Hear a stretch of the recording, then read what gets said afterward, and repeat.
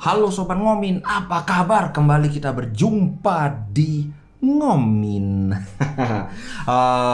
Ini konten kali ini aku mau membahas soal preview pertandingan lawan Bayern Munchen yang ini terus terang saja berat banget ini. Masalah gini, kita sudah berapa ya? Sudah berapa pertandingan itu main terus, pekan akhir pekan, pertengahan pekan, akhir pekan lagi, pertengahan pekan lagi, terus begitu. Ini sangat menyiksa secara fisik kan. Apalagi ditambah lagi secara mental karena kita habis kalah lawan Milan. Sebenarnya kalahnya itu kalau menurutku ya masih lebih jelek. Kalah kita lawan Lazio dari segi permainan segala macam itu, dari segi skor juga kalah 3-1, kita selisih 2 gol. Lawan Milan kita cuma selisih 1 gol kan. Cuman catatan yang penting dari kekalahan kita lawan Milan itu adalah pertama tentu saja kita kalah lawan Milan, lawan kakak tiri. Ini suatu kekalahan yang sangat memukul mental. Itu yang pertama. Yang kedua, kekalahan kita itu tercipta dari parahnya lini pertahanan kita. Jadi terutama 2 gol Milan, yang gol kedua dan gol ketiga itu koordinasi cara membaca pertandingan yang sangat-sangat parah dari lini pertahanan kita. Seolah-olah tidak ada koordinasi yang bagus antara back dengan gelandang. Plus tambahan lagi yang 25 atau 30 menit itu pemain kita tuh benar-benar ngeblank. Kalau istilahnya si Inzaghi tuh benar-benar switched off gitu loh. Mati dia kayak lampu diceklek, dimatiin, udah nggak bisa ngapain gitu kan. Walaupun sebenarnya setelah itu kita bangkit. Setelah masuknya Di Marco, Dzeko, dan siapa lagi satu itu?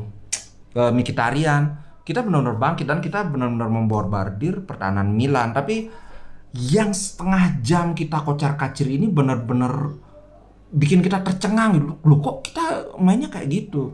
Nah ini yang pukulan yang sangat telak buat mental squad Inter itu sih. Masalah berikutnya adalah siapa yang akan jadi starter. Inzaghi sudah wanti-wanti kan, karena jadwalnya sangat padat, kita perlu pelapis yang mumpuni. Sekarang sebenarnya kita punya pelapis yang mumpuni, misalnya Mkhitaryan ini kan backup, tapi ketika kita lihat beberapa kali Mkhitaryan main, kualitasnya itu tidak kalah jauh, bahkan mungkin tempo hari lawan Milan dia mainnya lebih bagus daripada Barella. Jadi di dalam Mkhitaryan udah oke ini. Lord Gagliardini nggak usah dihitung. Kemudian Aslani karena dia adalah deputinya Brozovic, harus diakui kualitas dia masih kalah daripada Brozovic. Tapi yang perlu diingat, dibandingkan musim lalu, ketika Brozovic nggak main, kita benar-benar ngeblank gitu loh. Sekarang dengan kehadiran Aslani, at least kita nggak benar-benar ngeblank. Aslani juga bisa mengisi posisinya Barella sebenarnya, atau posisinya Hakan, karena kemarin terbukti Miki menggantikan Barella. Ternyata duet dia dengan Hakan itu juga berjalan dengan bagus kan. Jadi pertanyaannya adalah siapa yang akan mengisi starting line up. Ini aku akan bacakan versi dari bola.com dan kemudian aku akan utarakan yang menurut pendapatku ya. Sektor kiper secara hitung-hitungan di atas kertas sepertinya masih Handanovic, walaupun lagi-lagi aku berharap Onana yang starter. Desakan terhadap Inzaghi untuk memulai pertandingan dengan Onana juga sangat deras.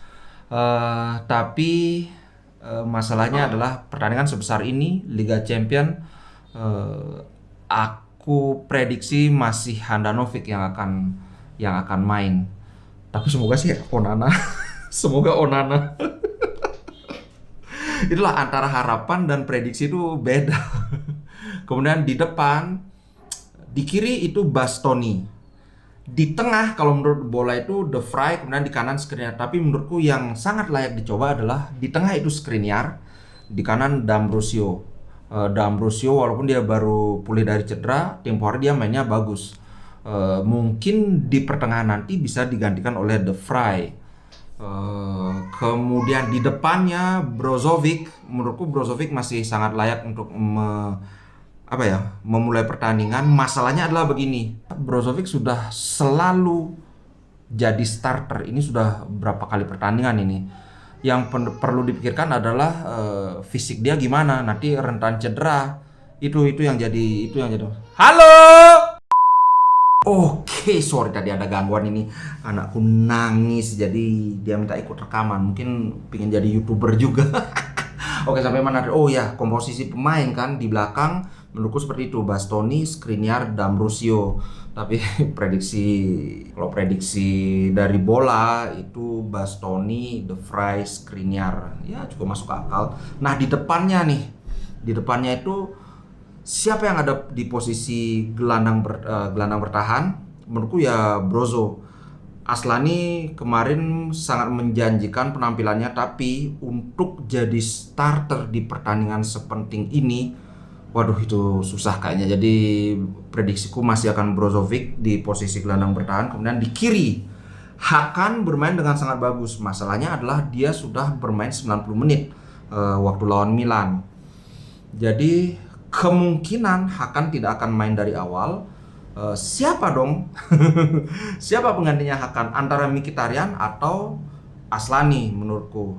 Yang di kanan ini Barella. Masalahnya begini, Barella itu lawan Milan tampil sangat jelek. Mungkin ini kayaknya penampilan paling jelek Barella selama aku nonton dia main di Inter. Jadi apakah nanti Inzaghi akan menghukum Barella dalam tanda kutip ya? Menghukum Barella dengan mencadangkan dia di lawan Munchen, atau gimana? Kalau prediksiku sih masih Barella yang akan jadi starter. Kalau dia main bagus dia pasti 90 menit main. Kalau tidak ya akan digantikan, entah digantikan Mkhitaryan atau digantikan si Aslani. Jadi itu untuk komposisi 8 tengah. Untuk kanan Dumfries fisiknya sangat bagus walaupun tempo hari dia main full ya. Ya benar, dia main full. Aku rasa masih Dumfries yang akan bermain, yang jadi starter. Nah di kiri apakah Di Marco atau Gosens? Feelingku mengatakan Gosens. Karena apa? Kemarin dia main di menit ke-80. Walaupun waktu sedikit, menurutku dia bermain cukup baik. Positioning dia sudah oke. Pergerakan dia dalam bertahan juga sangat cepat turunnya. Ya kalau nggak Gosens ya Di Marco. Tapi aku tetap dengan pendapatku Di Marco ini adalah pemain yang sangat bagus sebagai super sub. Dia bukan tipikal starter yang baik. Kenapa dia cocok super sub? Satu, stamina Di Marco ini jelek. Dua, kalau dia main sebagai pemain pengganti, dia bisa main kenceng, main ngebut terus sampai peluit panjang berbunyi. Itu tipikal dia. Kemudian di depan nih, mau nggak mau Lautaro harus starter karena dia striker utama kita, penampilannya paling konsisten. Top scorer kita sampai saat ini juga 3 gol. Pasangannya kayaknya Dzeko, tapi tetap ada kemungkinan Korea yang bermain karena Dzeko ini kelihatannya kayak ada naga-naga dia transform jadi super sub juga, karena kemarin kan dia baru masuk langsung sprint terus kan, padahal biasanya kalau kita lihat di Dzeko main itu kan pasti larinya dikit banget, paling jogging-jogging. Sprint itu cuma bila benar-benar diperlukan aja dia sprint. Itu sih menurutku. Aku ada pemikiran di Liga Champion ini kalau kita kalah itu tidak apa-apa. Oke, jadi menurutku begini ya, terus terang aja, ini kita realistis aja. Untuk bisa lolos dari penyisihan grup itu kan maksimal poin itu 18. Ada hitungan matematisnya. Kalau kita bisa merebut 10 poin, jadi 10 dari 18 poin itu kita pasti lolos dari grup. Nah, kalau kita kalah lawan Munchen, berarti kan 18 kurang 3 kan? Masih ada 15 poin yang bisa kita perebutkan. Jadi, it's not the end of the world gitu loh. Sedangkan, kalau sampai kita kalah lawan Torino nantinya, waduh ini untuk bounce back-nya itu berat banget. Jadi menurutku kita tidak usah terlalu ngotot lawan Munchen. Lebih baik kita persiapkan untuk lawan Torino, karena kalau Torino itu kita sudah kalah 2 kali loh. Ini baru pekan ke-5. Oke lah, memang kita cuma selisih 2 poin dengan Milan. dan selisih 3 poin dengan puncak klasemen. Tapi masalahnya adalah 3 kemenangan yang kita dapat atau 9 poin itu semuanya lawan tim gurem. Bukan sekali, 2 kali kita ketemu dengan tim kuat, lawan Lazio dan lawan Milan, kita kalah, Pak. Jadi tidak perlu terlalu khawatir. Tapi kalau sampai kita kalah lawan Torino, kita mesti khawatir, Pak. Oke, itu dulu. Jangan lupa kita live reaction nanti jam 3 Wita, atau kalau Wib ya jam 2. Kita nonton bareng. Seperti biasa, linknya aku akan kasih di mana? Di deskripsi video. Atau kalau kawan-kawan bisa nonton di SCTV aja. Oke, sampai jumpa besok dini hari, oke? Ciao guys.